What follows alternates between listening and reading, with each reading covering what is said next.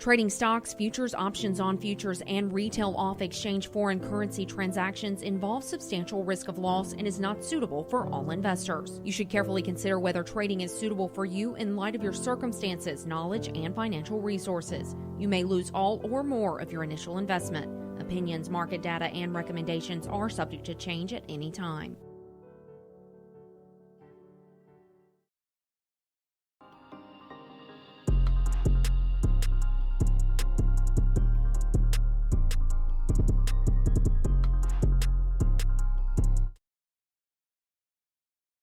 What's up, everybody?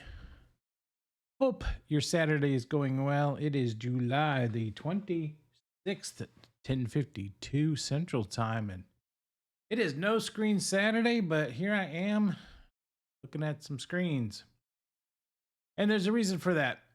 I want to finally do a video on the Scalper Algo that runs in my Discord, give you ideas how you can utilize it. First thing I'm gonna say is the algo is just that. It is an algo. It is not a buy, sell every single candle, buy, sell trigger you see. It is to be used in confluence with some strategies that you're trading if you're on a similar time frame. So the algo is a 1-minute algo. Here, 1-minute algo. So if you're using range, 30 to 40 ticks of range candles. If you're in queue and you're using 1,000 ticks or 1,200 ticks, you're in Ninja Trader and you're using Ninjarinka, say 36.4 or so. Your time frame is similar to the time frame of a 1 minute that you like to trade, or you're a scalper and you're looking for just price action. The algo is to be used in confluence with your trading to give you that little extra edge. I'm going to go over how I use the algo and what I'm looking for and what you could be looking for in the algo. So, first thing I'm going to start with here is the trend.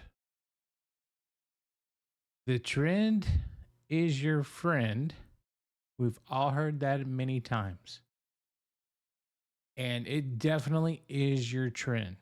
I like to, when I scalp, I want to scalp for the most part in the direction of the prevailing trend.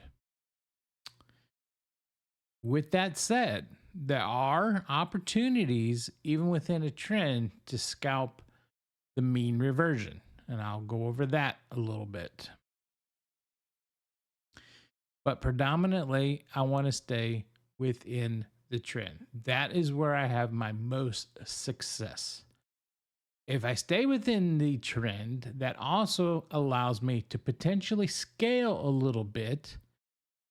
And what I mean by scale is maybe add 1, maybe add 2. If you're trading micros, it definitely gives you a chance to scale a little bit more so that your entries don't have to be absolutely precise and spot on. In this market right now, we have been seeing lots of tape bombs, meaning that news hits and something on a Trump tweet, Trump tariff, something about Powell, many things just cause the algo to pick up on a news release and just spike one direction or other. Typically, it will return back to that news where that happened, called the scene of the crime. But that is going on right now, and it's always been a risk. But it always seems when Trump has been in office, it is a little exacerbated because he just tweets. All right, so let's let's get started. I don't want to go too long here. I want to be sure that you can learn a little bit about the algo and what it is doing. All right, so let's talk about the trend. So the trend that you want to see is when you have this green, I'm going to call this a green cloud. It's not quite a cloud. You've probably seen moving average clouds. This is a green cloud, and the green cloud is based on some moving averages, and it's based on some support and resistance. So when the cloud, I'm calling it a cloud, is green, you want to be favoring looking for longs, the buys into the cloud that is green. You're really not looking for sells at this point. Could you scalp short? You can, but it is much more difficult. Definitely don't want to scale short in this particular, you'll get DCA'd to death.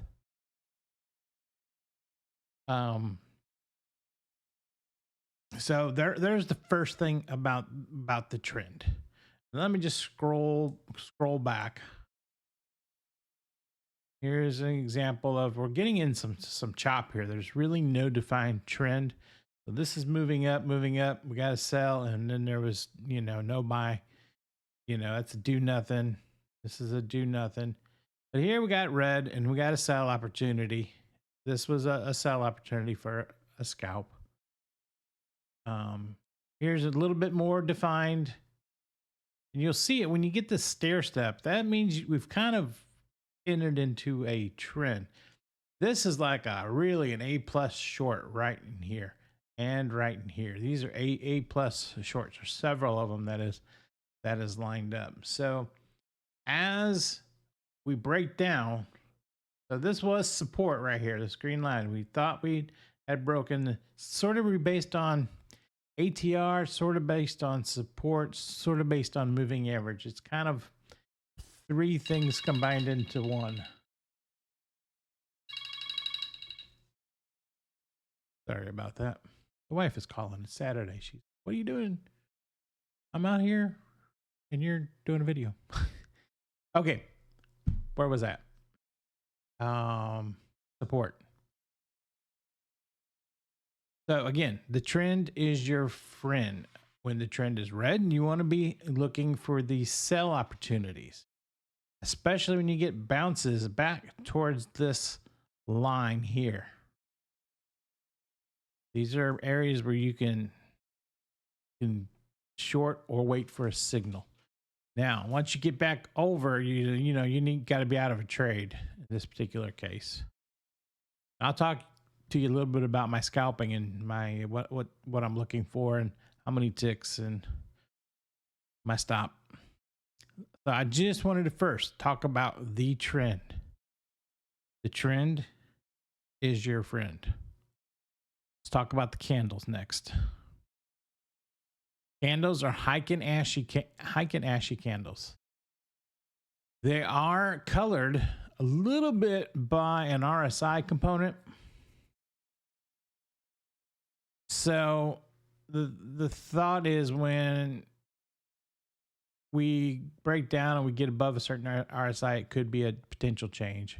But if it stays this, like in this case right here, we had this turn to a blue candle. It's also a hike and an ashy type candle. And that trend continued, for a little while. So it is not, the reason I use hike and ashy candles is I kind of like to get, I don't know how to say it. I feel like I can stay with the trend a little better on a hike and ashy candle if I decide to try a runner. I'm not much of one for runners. I'm mostly a scalper.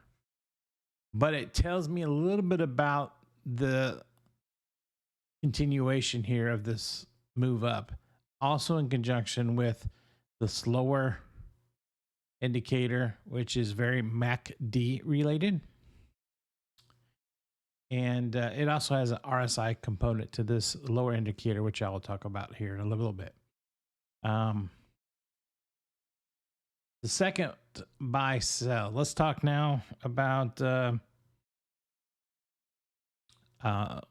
me go about stop loss. If you're scaling it with micros and you're shorting, or say you short right here, you scalp and you maybe don't quite get it, and you short again, you might get something off because you added. But once it turns to green, once you get a green move here, you want to be out of any shorts. You want to, if you tried to scale short and DCA'd, you got to get out. Do not DCA to death. Some people will be like, all right, it's going to go up a little bit more. I'm still going to hold on. I'm still going to wait. Don't DCA to death. I've lost way too many counts early in my trading career trying to DCA out of holes. And you can DCA out of holes a lot of times. But it will also just blow your account a lot of times too. So try to stay away from DCAing to death. Scaling in and knowing when to get out is another way to use macros for newer traders. I mentioned this also is providing, it's telling you about some level, and not only is it the trend, it's about some level of support and resistance. So see how it comes down and it goes across here, this line. We get another move down. It's kind of letting you know that this here, when it moves back into this area, this very well could provide some resistance. Also, good shorting potential opportunities. In this case, kind of had one knock on the door of resistance, two knocks on the door. By the third, fourth, fifth knock, it broke through. So that is kind of a way to use the trend, this cloud that I'm talking about. And I talked about the candles. All right, let's specifically talk about the buy sell signals. Okay. The buy sell signals, they are a very much ATR related component that has kind of a volatility multiplier to it. It is trying to give you areas of reversal to get in. So again, when you have the red cloud, you want to look for potential sell opportunities to scalp. I'm really not looking for the green buys when I'm in a red cloud. I will mention a reason you can, but a little bit later about mean reversion. But that your most edge, your A+ setups are gonna be going with the trend. All right, that is the buy sells going on. Let's talk about the mean reversion trade. Go back over here. You've probably seen, I've had many questions. What is these white lines right here? What is this white line? What is this white line? Okay. This is telling me kind of oversold and overbought conditions. If you're long in a trade and you get one of these white signals, it definitely gives you an idea. It may be time to exit your trade. That's one way to use the signal. The second way to use the signal is a potential mean reversion area that could be scalpable. I have found in some edge, and it's hard to say really going against the trend. It's not your best possible edge. But like in this case, this let you know here that RSI had gotten oversold. And if you look down here at the lower, there's also an oversold component on this lower indicator. And it's also kind of saying, hey, it's a little oversold here. But in this case, you can see there was a fine break right straight back up, and it went right back into oversold again. Now, a second oversold within a really close oversold is usually a pretty good opportunity. And you can see we got a second oversold here. This is one that you could, when you see the sell signal show up or your first red candle, look to potentially scalp. This is the only time I use it potentially. Now, it is a really good signal mean reversion if you get a signal mean reversion with the cloud. Like if that signal would have showed up down here and we were green, that's when the signal is really its best. See if I can find that scenario. Here we go. Here's one right here. All right, we are in red cloud. We moved back up and we got short mean reversion saying, hey, this is probably the push. This is a good area to look short. And man, you can keep a really, really tight stop here. Really tight stop.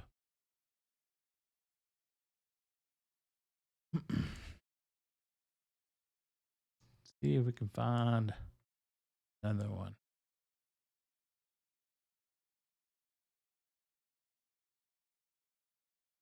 Technically, this is one also.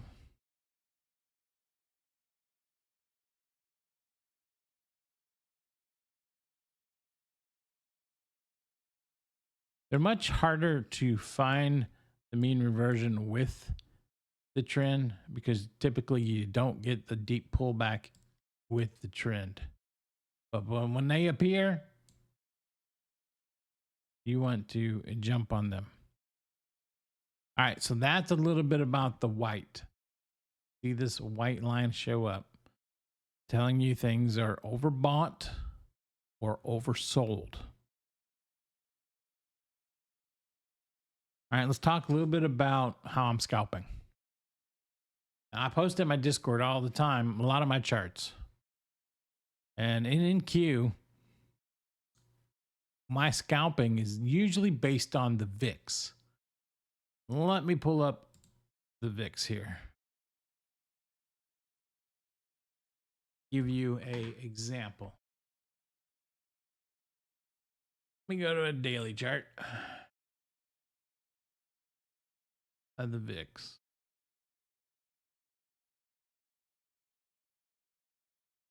One day. Right now, the VIX is getting really low. So that means the volatility is, we're not seeing is the ATR on a trading day to be as wide or strong as it was back here when we had tariff breakdown in the market. So typically right now, the VIX is trading below 16. And I kind of put my scalps in a range. So I'm just going to kind of give you my ballpark range. When the VIX is below 12, I'm typically only looking for 20 NQ points. When the VIX is between 12 and 16, which it is right now, sitting at basically 16 closed. On my toss chart is 15. I actually look on my toss thinkorswim chart for the VIX, but I pulled it up here on this PC. When it's under 16, between 12 and 16, I'm really looking for 25 ticks. When it's above 16 but less than 21, I'm looking for 30 to 40 ticks. When it's above 21, which would be up in this area, anything up in this particular area, 20 here to 20, 24, 25. When it's between 21 and 25, I'm looking for 40 points. And when it's above 25, when it's above this level here, the VIX is above here, I usually will stop trading. If I am going to scalp, I usually will switch to minis at that point when it's above 25. And I am kind of looking for about, since I'm trading the minis, 60 points to scalp. If you use the ES, very similar. Pull up the ES here, where the VIX is right now. When it's below 12, I'm typically only looking for 3 ticks. When it's above 12, but below 16, where it is right now, I'm looking for 4 ticks.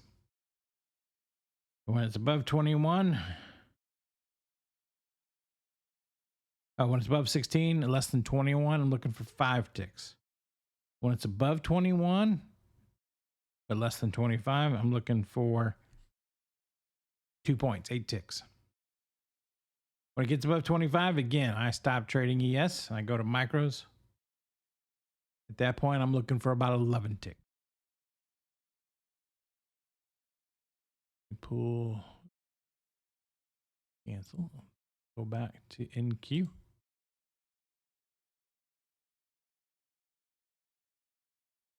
All right. There it is. That is the algo in a nutshell. Remember, use it in confluence with your trading. If you don't have a strategy, build a 1-minute strategy. Go to ChatGPT. Ask for a 1-minute strategy of whatever you like to trade in the futures. It will give you some ideas, something that you can start to develop something. I hope that helps identify a little bit how the algo is working. Oh, the one last thing, the best time to use the algo is during the first 2.5 hours of the market and after the first half hour is complete. So I would say it's from 9 a.m. Central Time to 11 a.m. Central Time. That is the prime opportunity to use the algo. You're trading overnight session or Globex, trading Asia or London. Volatility is not as great. It's better at London. You still can get some good moves in London, especially when the VIX gets back above 20. There's some wonderful opportunities. But the best edge on using the algo is going to be between 9 in the morning and 11 Central Time.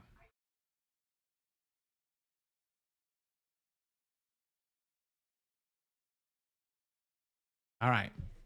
That's it. That's all I got. My wife is home. She just came home. The dog is happy. It is Saturday, no screen Saturday. So I will close all these screens. Take care, everybody. Peace out. See you in my Discord. Take care now.